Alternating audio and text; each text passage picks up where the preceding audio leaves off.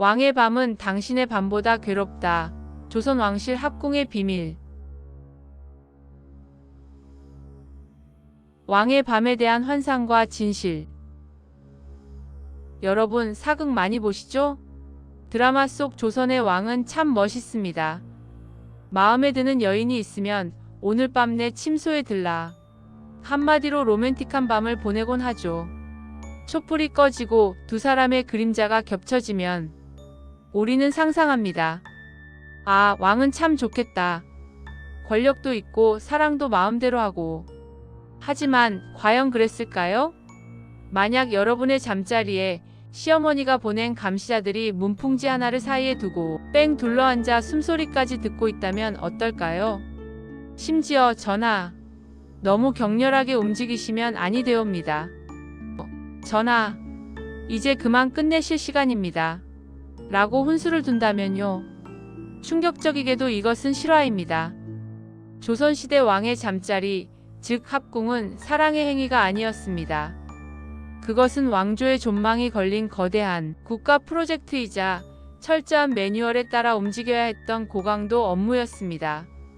오늘은 500년 조선 왕조가 숨기고 싶어 했던 은밀한 밤의 비밀, 왕의 침실 매뉴얼과 그 곁을 지켰던 숙직 상궁들의 충격적인 이야기를 낱낱이 파헤쳐봅니다. 합궁은 사랑이 아니라 천문학이다. 일반 백성들이야 비가 오나 눈이 오나 부부의 정이 동하면 그만이었지만 왕은 달랐습니다. 왕의 정액은 단순한 체액이 아니라 차기 대권을 이을 용의 씨앗, 옥체로 취급받았습니다. 그래서 왕이 왕비와 잠자리를 갖는 날, 즉 합궁일을 잡는 것은 국가의 중대사였습니다. 왕이 오늘 왕비가 보고 싶구나라고 해서 갈 수 있는 게 아니었습니다. 조선 왕실에는 천문과 지리를 담당하는 관상감이라는 관청이 있었는데요. 이곳에 최고 전문가들이 모여 왕비의 생리주기와 달의 기울기, 별자리, 그리고 날씨까지 계산해 기리를 받아야만 했습니다. 제약 조건은 상상을 초월했습니다. 첫째, 그날의 일진이 좋아야 합니다.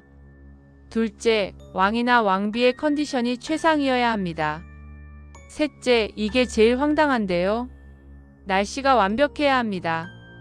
천둥 번개가 치거나 비바람이 몰아치거나 안개가 짙게 낀 날은 합궁이 금지되었습니다. 왜냐? 하늘의 기운이 어지러울 때 아이를 가지면 그 아이의 성품도 어지러워진다고 믿었기 때문입니다. 심지어 일식이나 월식이 있는 날도 당연히 휴업이었습니다. 그러니 왕 입장에서는 합궁 날짜 잡기가 하늘의 별 따기였습니다.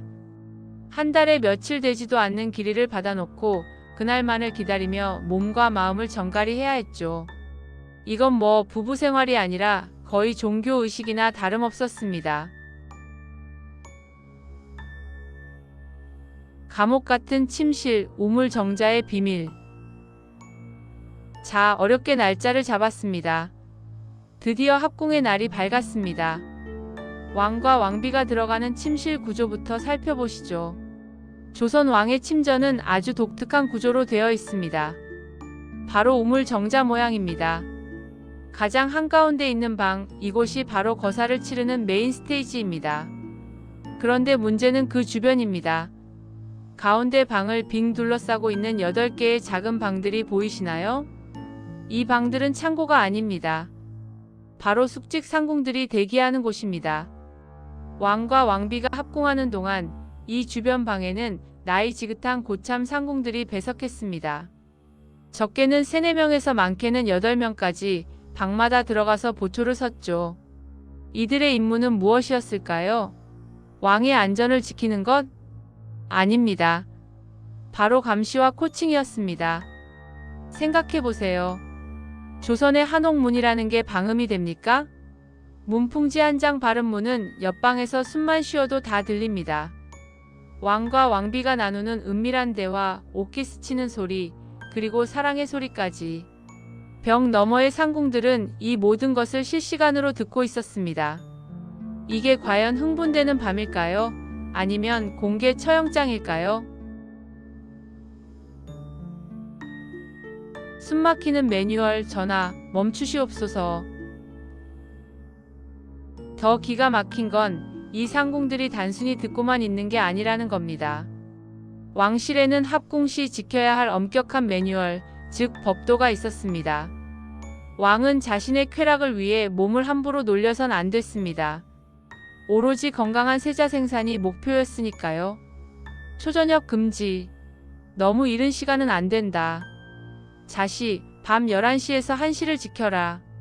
과도한 흥분 금지. 옥체를 상하게 할 정도로 격렬해선 안 된다.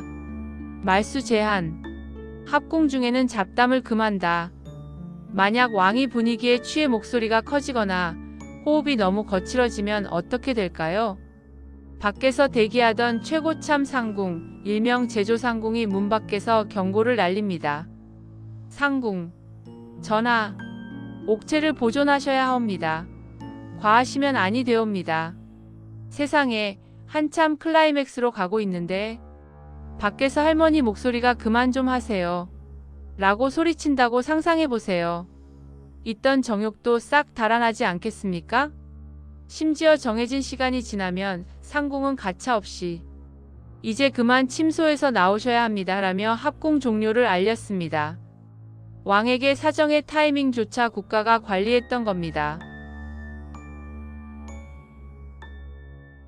왕비의 굴욕, 움직이지 않는 인형. 왕도 힘들었지만 파트너인 왕비의 고충은 더 심했습니다. 왕비는 합궁 시 능동적인 행동을 거의 할 수 없었습니다. 유교적 관념에서 왕은 하늘, 왕비는 땅이었습니다. 땅은 하늘을 받들어야지 땅이 하늘 위로 올라가거나 요동쳐서는 안 된다고 믿었죠. 그래서 왕비는 마치 인형처럼 정해진 자세로 누워 있어야만 했다는 기록도 있습니다. 적극적인 애정 표현이나 다양한 체위, 꿈도 못 꿀 일이었습니다. 만약 왕비가 교태를 부리거나 소리를 낸다면 채통을 지키지 못했다며 문 밖의 상궁들에게 뒷담화 대상이 되거나 심하면 왕실 어른들에게 꾸지람을 들을 수도 있었죠.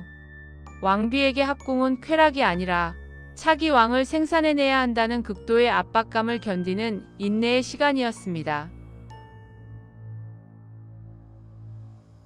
사후 처리, 국물도 남기지 마라. 폭풍 같은 업무가 끝났습니다. 하지만 끝날 때까지 끝난 게 아닙니다. 거사가 끝나자마자 상궁들이 방 안으로 들이닥칩니다. 그리고 왕비의 몸을 살피기 시작하죠. 가장 중요한 건 왕의 씨앗이 밖으로 흘러나오지 않게 하는 것이었습니다. 왕비의 엉덩이 밑에 베개를 받치거나 특수한 비단 수건으로 뒤처리를 하며 정액이 자궁 깊숙이 자리 잡도록 조치했습니다. 이 과정에서 왕과 왕비 사이의 로맨틱한 필로우 토크요. 상궁들이 왔다 갔다 하며 이불 개고 닦고 하는데 무슨 대화를 하겠습니까? 그리고 왕은 합궁이 끝나면 왕비와 함께 잘 수 없었습니다. 음과 양이 너무 오래 붙어 있으면 기가 쇠한다고 하여 왕은 즉시 자신의 처소 강령전 등으로 돌아가 독수공방해야 했습니다. 사랑하는 아내를 안고 잠드는 평범한 행복조차 왕에게는 허락되지 않았던 겁니다.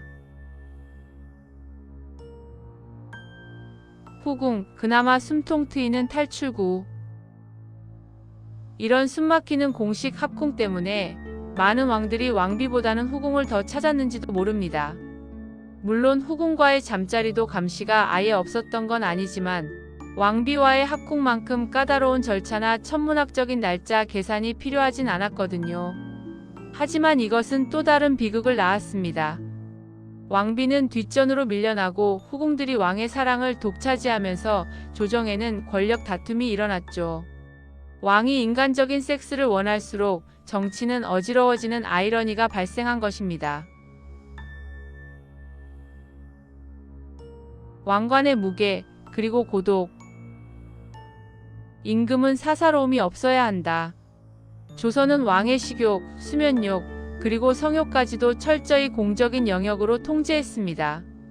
우리는 왕이 수많은 여인들을 거느리며 쾌락을 즐겼을 거라 생각하지만 실상은 시네리의 의무를 짊어진 고독한 가장이었을지도 모릅니다. 문 하나를 사이에 두고 8명의 귀가 쫑긋거리는 방.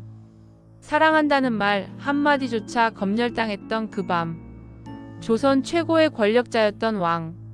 하지만 이불 속에서만큼은 조선에서 가장 자유롭지 못한 남자였습니다. 여러분이 만약 조선시대로 갈 수 있다면 과연 왕이 되고 싶으신가요? 오늘 밤 방문을 닫고 혼자만의 시간을 가질 수 있다는 사실에 감사해야 할지도 모르겠습니다. 역사 이야기였습니다.